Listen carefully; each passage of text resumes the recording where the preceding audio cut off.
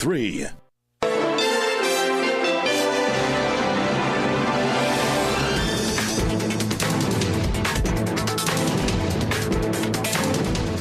Good afternoon and welcome to the Midday News here on CNC3 and the TBC Radio Network. I am Bhavita Gopalchan.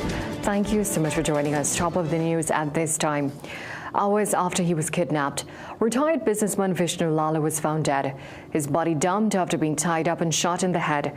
His abductors had demanded a ransom of $100,000 for his safe release.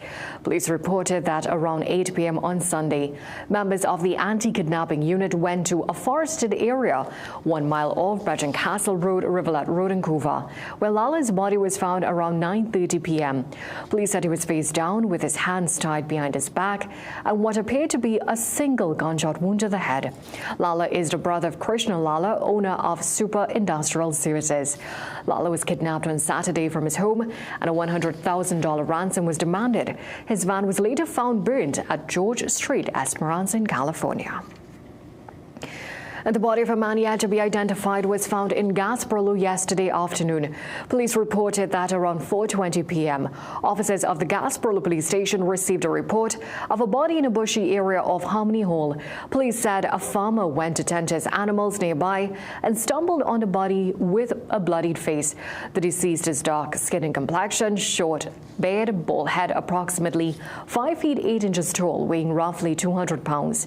He was wearing a blue jersey, long black pants, black pair of steel-toed boots, glasses, and a Marvin Gaye cap with a black jersey and a pair of gloves in his back pocket. On to some other developments now. U.S. Defense Secretary Pete Hegseth announced an attack on 2 vessels in the eastern Pacific Ocean, killing 6 people.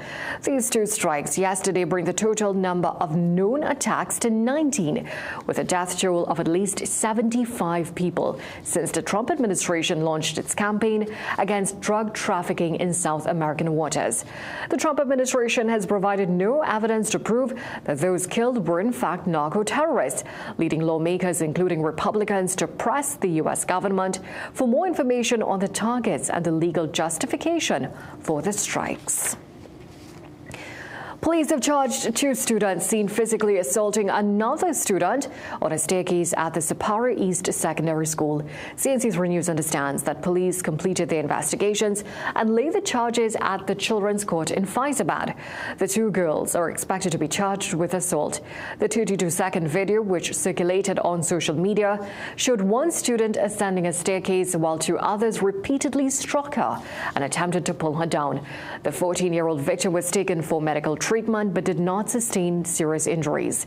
At the start of the new school year, government placed 95 trained special reserve police officers in 10 primary and over 50 secondary high-risk schools. Sapara East Secondary was one of the high-risk schools where officers were assigned. A retired police officer and the owner of a pit bull have agreed on compensation after the dog escaped and attacked the officer and his wife. Police reported that the incident occurred around 9:45 a.m. on Sunday in Claxton Bay. 62-year-old O'Neill Suku, a retired officer, had just returned home when he noticed several dogs, including a pit bull, running toward him. After failing to chase them away, the pit bull attacked him, with other dogs joining in. When Suku's wife tried to fend off the dogs using a tree branch, the pit bull turned on her. The retired officer then grabbed the pit bull by its legs, causing the dog to bite him on the wrist. Suku only managed to drive the dog off when his daughter threw him a cutlass. The pit bull's owner subsequently called the dog back home. Suku sustained bites to his hands, legs, and chest. Well, Minister of Public Utilities Barry Padarat has announced that a new general manager of T&TEC has been selected and will assume his role before the end of this year. During a media briefing at the Diplomatic Lounge at the Piarco International Airport this morning, Minister Padarat revealed that engineer Ian Ramratan has been selected and will begin duties shortly.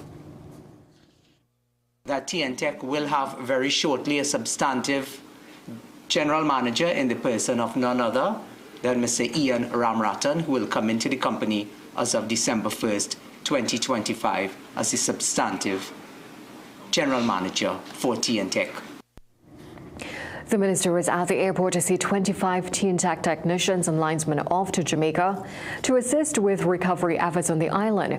Speaking with CNC3 News, Padarit said 5 T&TEC utility vehicles were already sent to the island to assist with reconnection operations. And over the last couple of days, we sent in 5 trucks that will provide the hardware. So that those trucks have gone ahead, and therefore by the time later today the team arrives in Jamaica, and while they settle in, the trucks will be there within the next day or two, so that they can start to work right away. Padar said the deployment of the T&TEC rig has cost approximately $2.24 million and is separate from government's additional assistance to Jamaica. Well, with a $4.4 million reduction in its 2026 allocation, the San Fernando City Corporation is facing tighter spending. But Mayor Robert Powers says he's ready to meet with the Minister of Local Government, Khadija Amin, to seek additional funding for urgent repairs to the 170-year-old San Fernando market.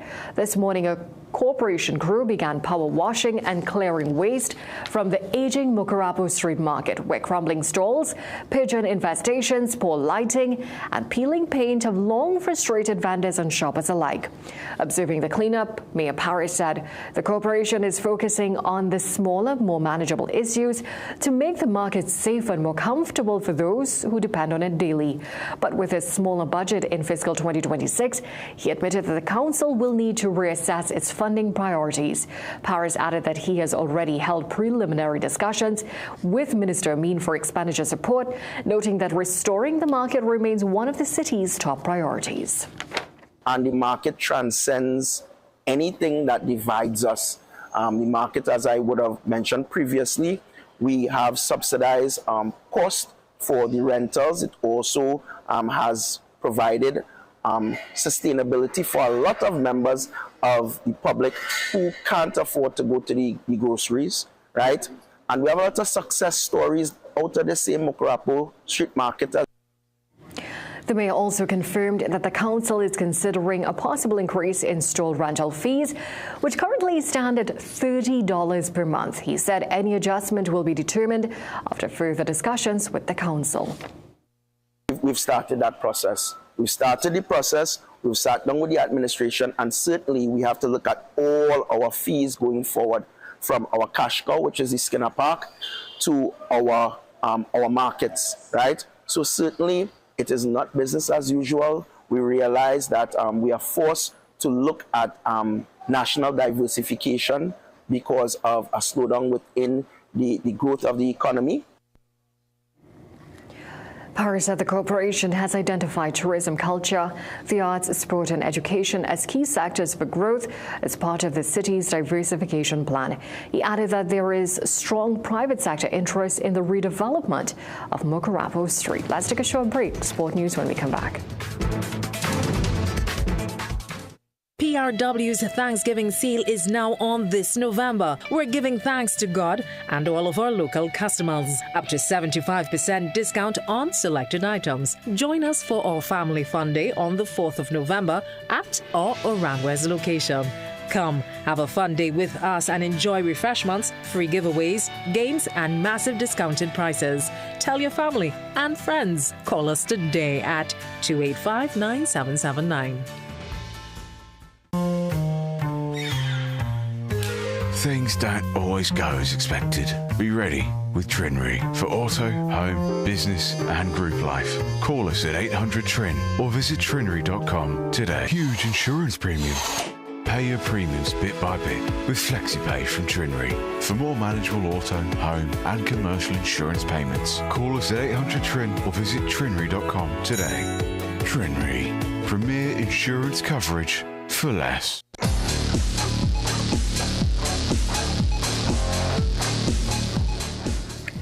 19-year-old Crystal Palace midfielder Rio Cardines has not been called up for TNT's crucial World Cup qualifiers at home versus Jamaica on November 13th and against Bermuda on the 18th. Cardines, who has become a mainstay in head coach Dwight York's team, has reportedly suffered a minor abductor injury and was not in Palace's squad for their 0-0 draw against Brighton on the weekend. He will stay with his English Premier League team during the upcoming international break to continue his recovery. His place in the team is filled by Defence Force fullback Isaiah Garcia. There is just one uncapped player in York's 26-man team, 22-year-old New York Red Bulls attacker Ronald Mitchell, who was born in New Jersey to Trinidad and Tobago parents. Also missing out are Malik Khan and Isaiah Lee, who are replaced by Lendl Sween and Daniel David. Only 6.3 overs of play was possible in the fourth T20 between the West Indies and New Zealand last night in Nelson, as the match ended in a no result because of rain. Holding a 2-1 lead, the home team won the toss and inserted the men in maroon to bat first. Openers Amir Jangu and Alec Attanes took the score to 30 before Attanes was caught out for 21 in the sixth over. Roughly one more over was possible before rain stopped play, with the West Indies on 38 for 1. The players did not return. Game 5 is on Wednesday night from 8:15. That's it for sport. It's back to a break.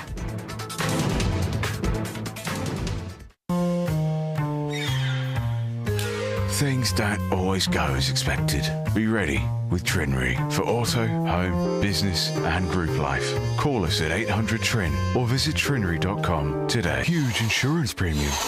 Pay your premiums bit by bit with FlexiPay from Trinry. For more manageable auto, home and commercial insurance payments, call us at 800 TRIN or visit trinry.com today.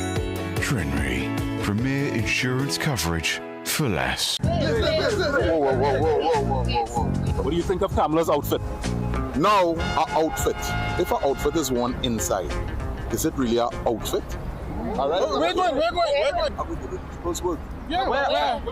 No, the people's work. It's done on CNC3 on the rundown. Oh, you thought it was here? Yeah, but no, it's done on CNC.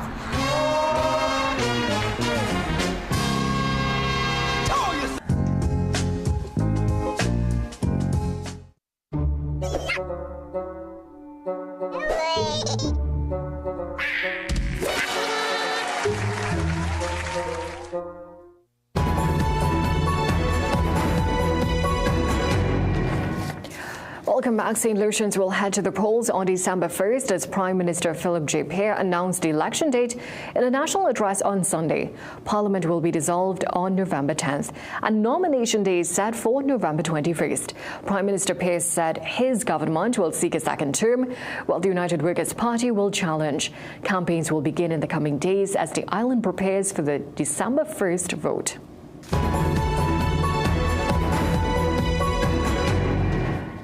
Further afield, the longest United States government shutdown may end soon. The Senate passed a temporary funding bill, 60-40, and legislators will review amendments to reopen the government. Here's more from CNN. The motion upon reconsideration is agreed to. The government's a big step closer to reopening after the Senate voted to advance a stopgap funding bill last night. It's a compromise between centrist Democrats and Republicans. It does not extend expiring Obamacare subsidies, so many Democrats opposed it. We must fight because a senior citizen cannot afford to pay $25,000 a year just for health insurance. We must fight to keep millions from financial ruin. Republicans do agree to a vote on the subsidies by early next month. We have senators, both Democrat and Republican, who are eager to get to work to address that crisis in a bipartisan way. The bill funds much of the government through January. The broader deal has longer provisions for military, construction, and Veterans Affairs, the legislative branch, and agriculture. The plan funds SNAP through September. People are hungry. And you can see also, sometimes in the kids' eyes, you can see their fear, because they're afraid. For federal workers, the agreement ensures shutdown back pay. It reverses recent mass firings and prohibits any more this fiscal year. If the plan becomes law, federal employees will get paid again. That could prevent scenarios like this around Thanksgiving. They changed the flight, then they changed it again. Eventually it got canceled. And when we got to standby, there were like 30 other people on standby.